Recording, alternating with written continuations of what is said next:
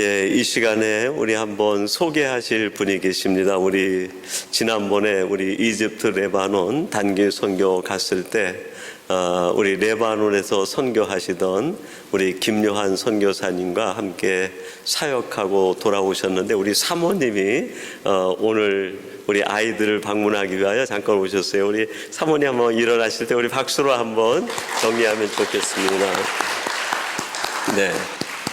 네, 우리 서보경 사모님이시고 우리 영원 형제와 또 가은 청년의 어머니 되십니다. 우리 김요한 선교사님은 오지 못하시고 어머니만 급히 이곳에 일 처리하실 일이 있어서 5일간의 일정으로 잠깐 오셨다고 그래요.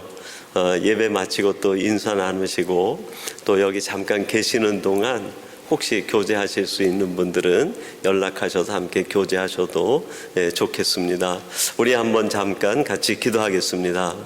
하나님 아버지, 하나님께서 일찍이 뜻과 섭리가 계셔서 우리 김요한 선교사님과 서보경 사모님 하나님의 귀한 선교의 현장으로 모세처럼 담대히 보내주시어서 그 땅에 하나님의 말씀과 하나님의 구원이 필요한 백성들을 위하여 복음의 대사로 보내주시고 여기까지 어려운 중에도 사역하게 하시고 또 인도해 주시니 감사합니다. 또한 사랑하는 우리 영원이와 가온이 축복해 주시어서 이곳에서 생활할 때 자신의 미래를 잘 준비하는 자녀들이 되게 하시고 우리 선교사님 사모님 어느 곳에 있든지 외롭지 않게 하시고 늘 평강으로 붙들어 주시며 사역 현장에 눈동자같이 지키고 보호하여 주시옵소서. 이곳에 계획한 모든 일정을 은혜 가운데 잘 마칠 수 있도록 하나님 동행해 주실 줄로 믿사옵고 예수님의 이름으로 기도하옵나이다. 아멘. 아멘. 오늘 우리 화요 예배 우리에게 주시는 하나님의 말씀 같이 보겠습니다. 출애굽기 4장 1절에서 4절까지 말씀입니다.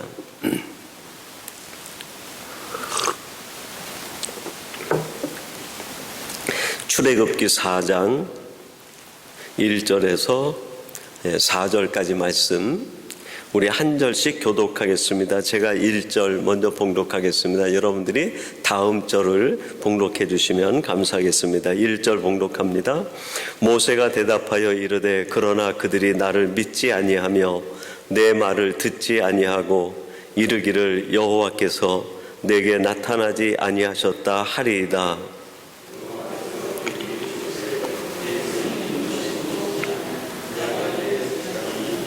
여호와께서 이르시되 그것을 땅에 던지라 하시매 곧 땅에 던지니 그것이 뱀이 된지라. 모세가 뱀 앞에서 피하매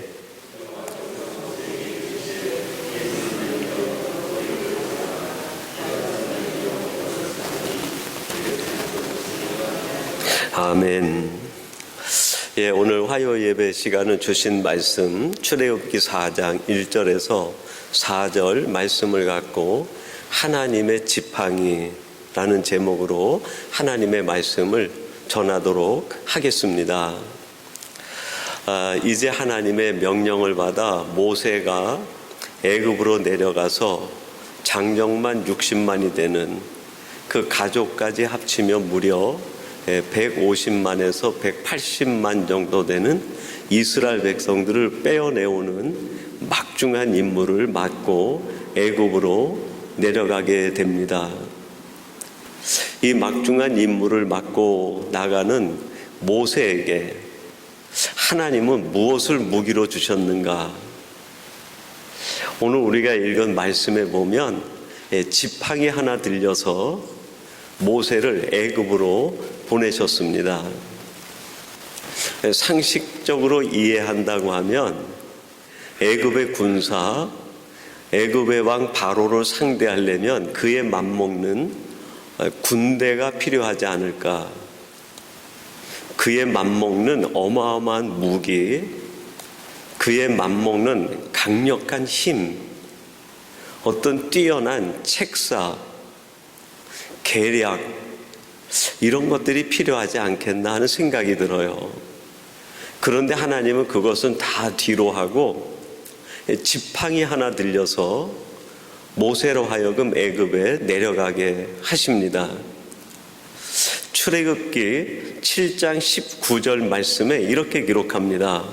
여호와께서 또 모세에게 이르시되 아론에게 명령하기를 내 지팡이를 잡고 내 팔을 애굽의 물들과 강들과 운하와 못과 모든 호수 위에 내밀라 하라.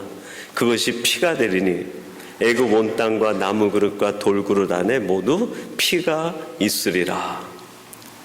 하나님이 명령하시는데 지팡이를 잡고, 지팡이 하나 잡고 애굽으로 내려가라는 거예요. 여러분, 여기에서 말하는 지팡이는 두 가지로 유비를 할 수 있습니다. 하나는 하나님의 능력의 도구라고도 할 수 있겠어요. 그리고 또 한 가지는 의인화시켜서 모세로 하여금 모세가 애굽에 하나님이 보내신 하나님의 지팡이가 되기를 원하는 거예요. 하나님께서의 모세의 손에 하나님의 능력의 도구인 지팡이를 들려주신 것도 되지만 또 한 가지 의미는 모세야 너는 내 손에 붙잡힌 애굽에 내려갈 나의 지팡이가 되라. 그런 뜻이 담겨 있어요. 이 두 번째 유비에서 우리에게 주는 적용이 있습니다. 우리가 이 세상에 존재하고 우리가 존재해야 될 까닭은 또 어떤 존재로 우리가 이 땅에 있어야 되느냐, 그것은 하나님의 손에 붙들린 하나님의 지팡이로 여기에 있어야 되는 거예요. 내가 내 마음대로 움직이는 막대기, 내 마음대로 쓰임받는 내 멋대로의 지팡이가 아니라 내가 하나님 손에 붙들린 지팡이가 돼야 되겠다. 그러면 오늘 이 본문과 또 출애굽기에 계속 나오는 이 지팡이와 관련돼서 하나님의 지팡이가 가지고 있는 그 속에 담긴 의미, 또한 우리가 하나님이 보내신 그 자리에서 하나님의 지팡이가 되려면 어떻게 해야 되겠는가, 그것에 대하여 한번 생각해 보려고 합니다. 첫 번째로 하나님의 지팡이가 되려면 완전히 죽어야 합니다. 살아있는 건 지팡이가 될 수 없어요. 우리 2절 말씀 한번 보십시다. 2절 제가 봉독해 드리겠습니다. 여호와께서 그에게 이르시되 내 손에 있는 것이 무엇이냐? 그가 이르되 지팡이이니이다. 내 손에 있는 것이 무엇이냐? 모세에게 물었더니 모세가 지팡이입니다. 그렇게 대답을 한 거예요. 근데 여기 지팡이라고 되어 있는 그 단어를 히브리어로는 마테흐라고 얘기를 해요. 마테흐. 근데 그 마테흐라는 히브리어 단어의 뜻은 마른 막대기, 그런 뜻이 있어요. 조금 더 풀어서 얘기하면 죽은 막대기. 하나님이 지금 모세에게 묻습니다. 내 손에 있는 것이 무엇이냐? 예, 이거 마테흐입니다 라고 대답을 했는데, 예, 이거는 말라버린 막대기예요. 죽은 막대기예요. 그런 뜻이에요. 우리가 하나님의 쓰임받는 지팡이가 되기 위해선 내가 살아있어서는 안 돼요. 내가 완전히 죽어야 비로소 하나님이 우리를 마음껏 사용하시고 쓰실 수 있는 하나님의 지팡이가 될 수 있는 거예요. 살아있는 생나무를, 그 나무를 지팡이로 쓰겠다 해가지고 지팡이를 쓸 사람이 자기 목적에 따라 길이에 맞춰서 딱 잘라놓고 조각을 하고 예쁘게 다듬었다고 생각해 보세요. 시간이 조금 지나면 이 나무 막대기가 어떻게 될까요? 변형이 돼버리는 거예요. 예를 들어 그 지팡이를 쓸 사람이 1m 정도 되는 지팡이를 쓰고 싶어서 딱 잘라놨는데, 생나무는 가면 갈수록 이게 그대로 있지 않고 자기 마음대로 줄어들든지 늘어나든지 해버리는. 지팡이를 쓰고 싶은 사람이 마음대로 쓰기 위해서 조각도 해고 모양도 내놨는데, 생나무에다가 조각을 하고 모양을 내놓으면 그것이 시간이 지나면 어떻게 돼요? 그대로 있지 않아요. 변형이 돼버려요. 우리가 하나님의 지팡이로 능력 있게 쓰임받기 위해서는 내가 마테흐가 돼야 되는 거예요. 바싹 말라버린, 하나님 손 안에서 완전히 죽어버린 막대기가 될 때 비로소 하나님의 뜻대로 나를 재단하시고 하나님의 손에 맞도록 조각을 하시고 모양을 내서 하나님이 마음대로 쓰시는 지팡이가 될 수 있는 거죠. 갈라디아서 2장 9절에 보면 초대교회에 기둥 같은 인물들을 얘기합니다. 이렇게 기록합니다.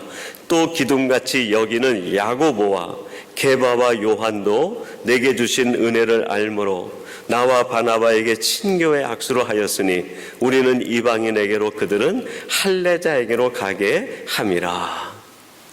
초대교회에 기둥 같은 인물이 있었다는 거예요.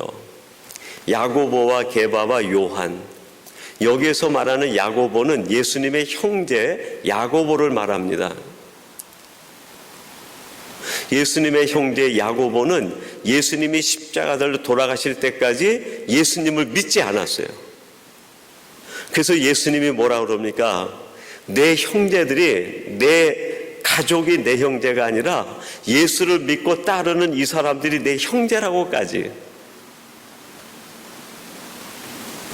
예수님이 나사렛에서 태어난, 자기 가족에서 태어난 이분이 메시아라고 하니까 가족들이 믿질 않았어요.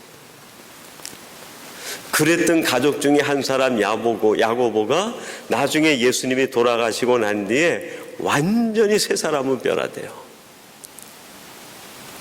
그래서 이후에 초대교회의 첫 의장이 베드로가 아니라 야고보예요. 성경은 간혹 초대교회 질서에 따라서 이름을 기록합니다. 그러면 갈라디아서 2장 9절에 제일 먼저 누구 이름이 나와야 될까요? 베드로예요, 베드로. 근데 베드로가 두 번째 나와요, 게바라고. 초대교회의 가장 존경받는 사람으로 초대교회 의장이 누구였냐면 예수님의 동생 야고보였어요. 자기가 완전히 죽고 하나님의 지팡이로 새로 태어난 거예요. 베드로도 시몬이라는 이름이 아니라 아람어로 게바, 반석이라는 이름을 쓴 거예요. 그가 완전히 다시 태어났다는 거예요.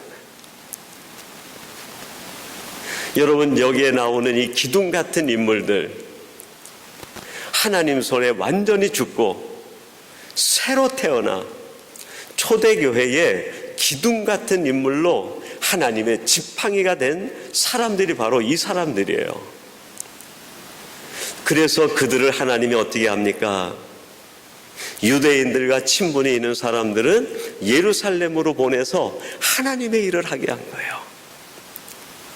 그리고 사도 바울과 실라, 바나바 같은 사람들은 헬라의 문화에 익숙한 사람이기 때문에 그들은 할례가 없는 사람들, 할례 받지 못한 사람들에게 보내가지고 사역하게 하셨다는 거예요. 하나님이 마음대로 쓰시는 하나님의 지팡이가 됐다는 거예요. 제가 우리 위니펙에 와가지고 제일 궁금한 것 한 가지가 있었어요. 그게 뭐냐면 이 위니펙이 한겨울에 많이 내려갈 때는 마이너스 40도까지도 내려간다고 하는데 도대체 그 혹한의 추위에 식물들, 나무들은 어떻게 생존할 수 있을까? 밴쿠버도 한겨울에 마이너스 한 4, 5도, 7도 내려가긴 하는데 그게 길지 않아요. 한 열흘 미만이에요. 그리고 보통 때에는 타 영상 겨울이라도 5, 6, 7도 이상 됩니다. 그러니까 춥다라는 느낌이 안 들고 영하의 기온이 느껴지지 않아요. 근데 전 아직 여기 영하의 그 기온을 느끼지 못해서 그 추위가 어느 정도 되는지는 모르겠어요. 근데 상식적으로 마이너스 40도면 식물이 다 죽어야 되는 거 아닙니까? 근데 어떻게 이렇게 파릇파릇하게 봄이 오면 다시 살아나고 나무들이 꽃을 피우고 울창한 숲을 이루는지 너무 궁금했어요. 사람은 한겨울에도 자기를 방어하고 보호할 수 있는 수단을 만들어내잖아요. 뭐 장작을 때우든지 뭐 움막을 짓든지 뭘 하든지 간에 하여튼 보호할 수 있는 기술을 만들어내잖아요. 동물들도 깃털을 더 데우든지 털을 더 많이 하든지 자기들끼리 뭉쳐 있든지 하여튼 겨울을 날 수 있는 채비들을 하는데 식물들은 꼼짝없이 심겨져 가지고 바람이 오면 바람 부는 대로 다 맞아가면서 어떻게 이 혹한의 겨울을 날까 너무너무 궁금했어요. 그래서 인터넷을 전부 조사하다가 비밀을 발견했어요. 나무 이 영하로 떨어지는 그런 환경 속에 있는 나무들은 풀들도 마찬가지지만 찬바람, 겨울이 오기 전에 자기 몸체에 있는 수분들을 다 겉껍질 밖으로 내보낸다는 거예요. 몸 안에 수분을 하나도 남겨두지 않는다는 거예요. 그게 우리들이 지금 이렇게 나무 현상을 보면 보통 가을에 단풍이 들어야 되는데 여기는 단풍이 아니라 바로 누렇게 되면서 확 떨어지잖아요. 수분을 지금 막 보내는 중이라는 게 그게. 그래서 내 몸 안에 수분이 하나도 남아있지 않을 때 아무리 강추위가 와도 그 나무는 겉은 어는 것 같지만 얼지가 않는 거예요. 그냥 말라 있는 거죠. 말라 있는 거죠. 그러다가 혹한이 지나고 나서 다시 물기가 땅에서 스믹이 들어오면 그 수분을 빨아올려서 말라버린 나무의 그 모든 세포들이 다시 확장이 돼가지고 살아난다는 거예요. 지금 내 안에 있는 물기를 막 빼내는 중인데 갑자기 추위가 찾아왔어요. 그렇게 되면 어떻게 될까요? 나무가 다 죽는 거예요. 몸 안에 수분이 있을 때 혹한의 추위가 와서 그걸 견디지 못하면 겉이 어는 것이 아니라 그 속에 있는 물이 얼어버리는 거예요. 그 물이 비수같이 돼가지고 나무의 세포와 물관을 다 잘라버린다는 거예요. 그걸 보고 나서 제가 머리를 딱 치면서 야, 여기도 영적 교훈이 담겨 있구나. 그걸 깨달았어요. 내가 완전히 죽어야 완전히 살아나는 거예요. 물이 한여름에 자기가 살기 위해서 생존의 수단으로 수분을 잔뜩 빨아올린 거 아닙니까? 그 수분은 어떻게 보면 나무에게 생명과 같은 존재예요. 얼마나 힘들게 그 물을 빨아올렸겠어요.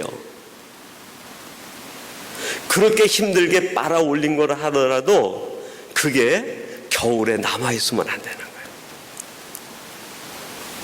아깝다고 남겨두면 그게 어떻게 되는 거예요? 나를 해치는 독이 되는 거예요. 여러분, 우리가 하나님 앞에서 아깝다고 남겨두면 그것이 결국 내게 신앙에 치명적인 상처를 줍니다.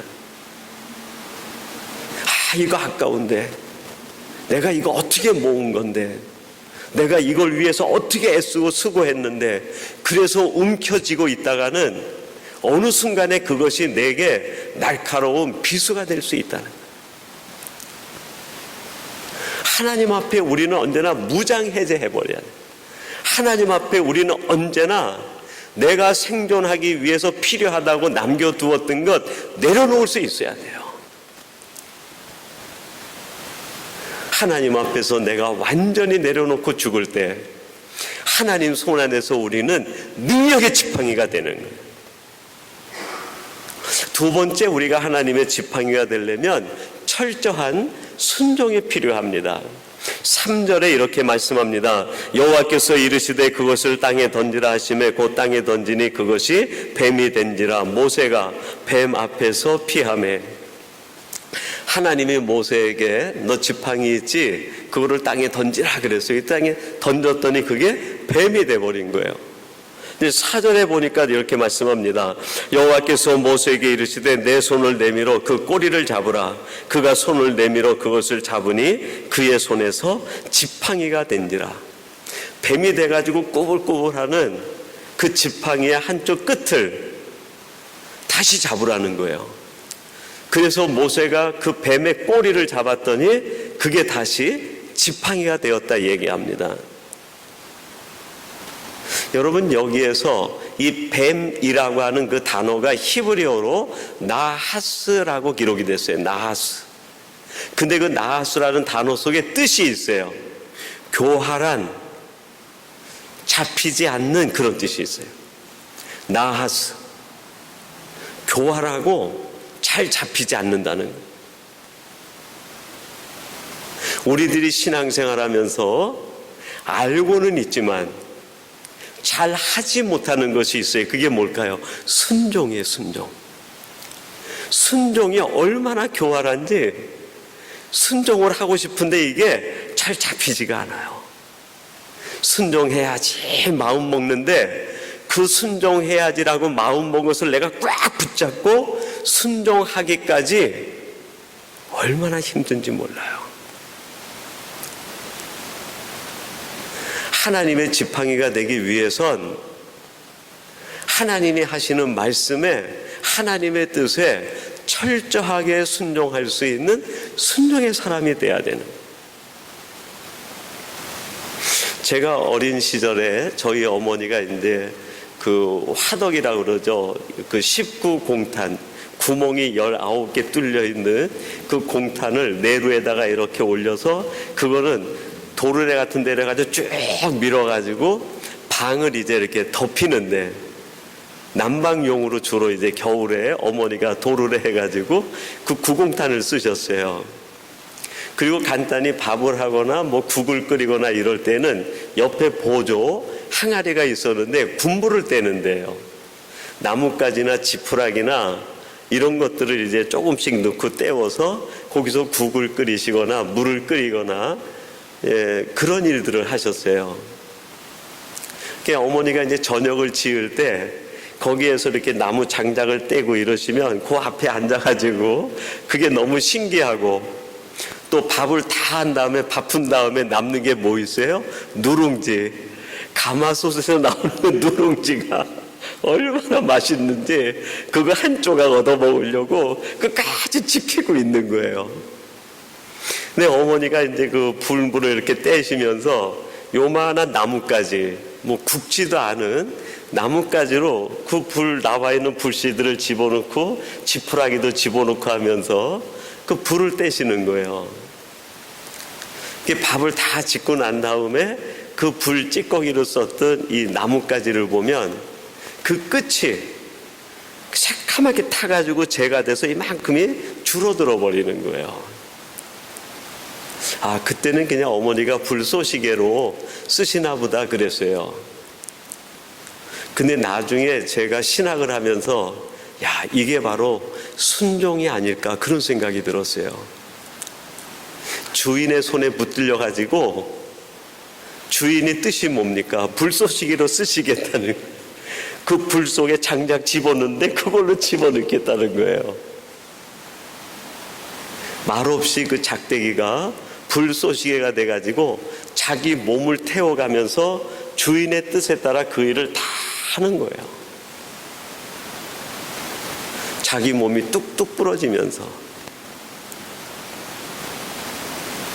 여러분, 우리는 하나님 앞에 순종할 때 이렇게 순종하라고 하면 우린 다 도망갈 것 같아요.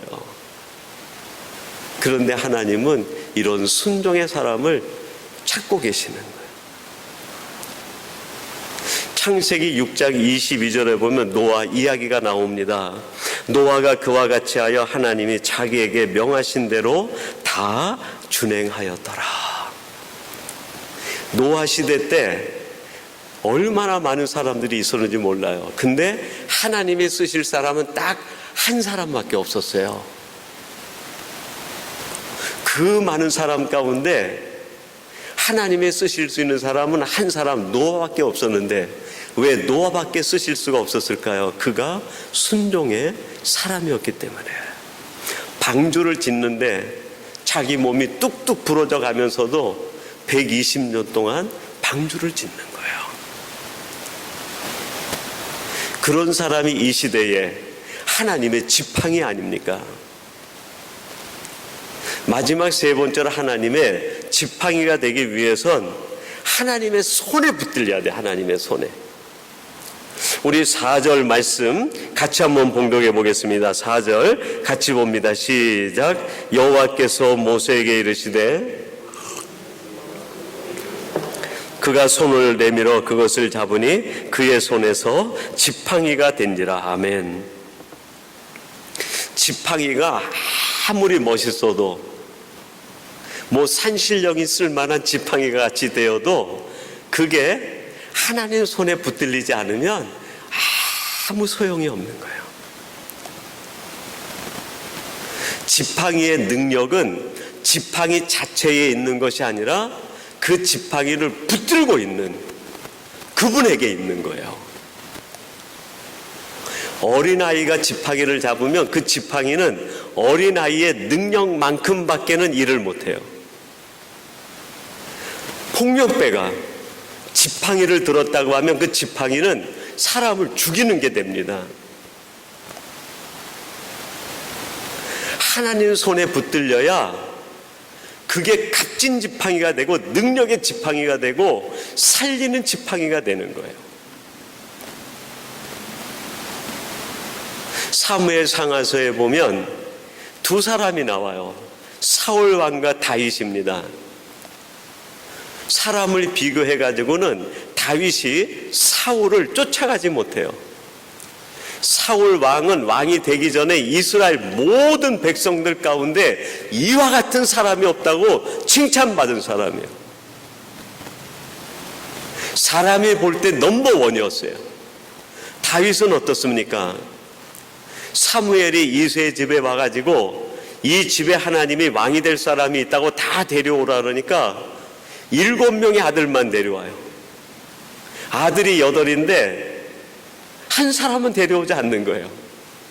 물어봅니다. 이 아이들이 다냐 그랬더니 한 아이는 양을 치고 있는데 걔는 보남 하나입니다. 아버지가 그럴 정도니. 그런데 그렇게 취급받았던 다윗이 하나님 손에 붙들렸을 때 메시아 왕국의 초석을 놓는 사람이 돼요. 지팡이의 능력은 지팡이에 있지 않아요. 나의 능력은 내게 있는 게 아닙니다. 내게서 능력이 나타나기 위해서는 내가 하나님 앞에 100% 붙잡혀야 되는 거예요. 완전히 하나님 앞에 붙들릴 때 하나님이 마음껏 휘둘러 쓰실 때 그때 하나님의 능력이 나를 통해서 나타나는 거예요. 사무엘하 7장 8절에 이렇게 말씀합니다. 그러므로 이제 내 종 다윗에게 이같이 말하라. 만군의 여호와께서 이와 같이 말씀하시기를 내가 너를 목장 곧 양을 따르는 데에서 데려다가 내 백성 이스라엘의 주권자로 삼고, 내가 목동이든 내가 저 들에서 양치는 사람이든 관계없다는 거예요.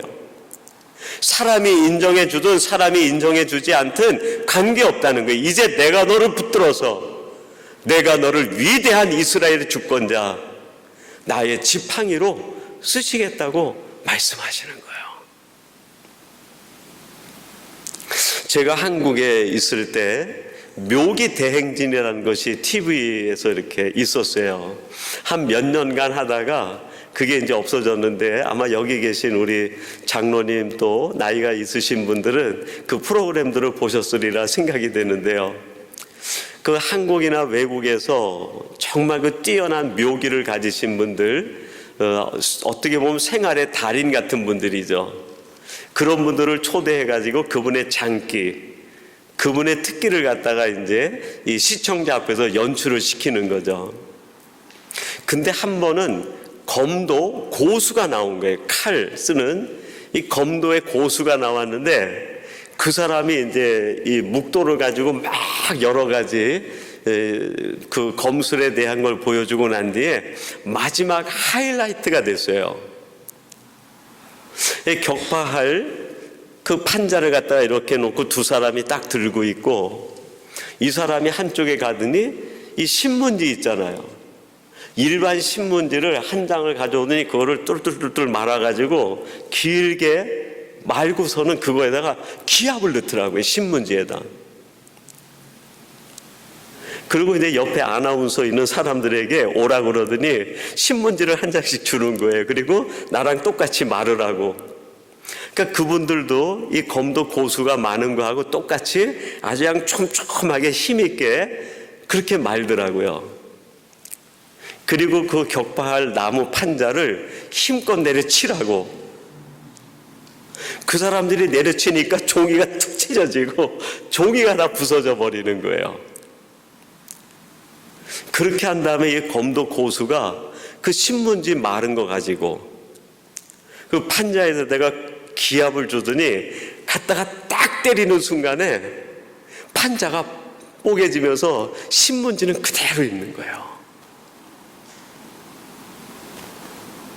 뭐 그 안에 있는 이제 초대된 사람들이 막 박수를 치고 환호하고 저희도 TV 보면서 막 깜짝 놀랐죠. 그 나약한 신문지가 고수의 손에 들리니까 판자를 격파해 버리는 거예요. 이 세상에 인생의 최고의 고수이신 하나님 손에, 비록 우리들은 신문지 같고 약한 존재지만 붙들리기만 하면 약한 내가 드러나서 쓰임받는 것이 아니라 약한 나에게 고수의 능력이 들어가는 거예요. 고수에. 그것이 세상을 이기고 세상의 악을 깨뜨리는 거예요. 하나님께서는 오늘 모세에게 그 애굽으로 들여보내면서 하나님의 지팡이 하나 들려보냈어요. 그것은 하나님의 능력의 도구인 동시에 애굽으로 내려가는 모세가 어떤 사람이 되기를 하나님이 기대하신 걸까요? 모세야, 너는 애굽에서 나의 능력의 지팡이가 되거라 하시는 메시지죠. 마찬가지로 하나님이 오늘 우리를 우리의 삶의 자리로 보내셨다고 하면 여기엔 어떤 뜻이 담겨 있을까요? 우리가 있는 자리에서 우리들이 하나님의 지팡이가 되기를 바라시는 거예요.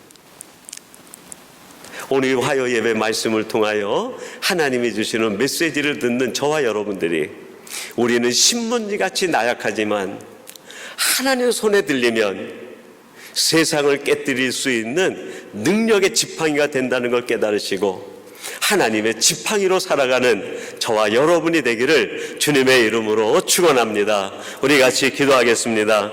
하나님 아버지, 감사합니다. 하나님께서 모세를 애굽으로 내려보내시면서 하나님의 능력의 지팡이를 들려보내며 또한 이 모세가 애굽에서 하나님 손에 들려 쓰임받는 지팡이가 되기를 원하시는 아버지의 마음을 전해주시니 감사합니다.